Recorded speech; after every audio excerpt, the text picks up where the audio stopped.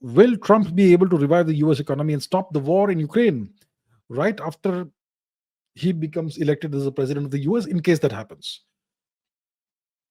Look, um, there must be some things he can do which can reasonably rapidly change the economic situation in the US. I'm sure some things will take much longer. When it comes to the war, the Ukraine war, he can stop it in one day if he wants by giving Putin whatever Putin wants. What does Putin want? What are Putin's objectives in Ukraine? First, regime change in Kiev, Zelensky gone, a pro Russia government comes to power in Kiev. That's number one.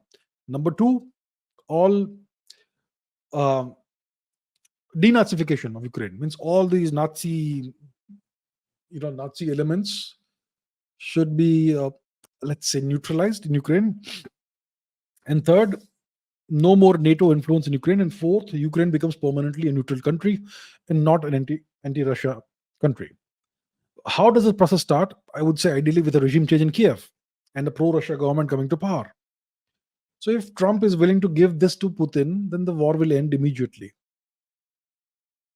So will Trump be willing to give that? And even more pertinent, even if Trump is willing to give that to Putin, will the US establishment allow Trump to do that? That's the question. So some things Trump could do. I think the economy is a easier task to some extent. Some policies could alleviate the burden on the people, the inflationary burden, etc., on the people. But some things will take longer to change. So some things are easier, some things are really hard, some are impossible. I don't think Trump can end the war, even if he wants to. The US establishment won't allow him to end the war because they want the war. They have pushed Russia into the war. Putin started the war, which means that you can blame him, but he was forced into it. He had to do it to safeguard his national interest.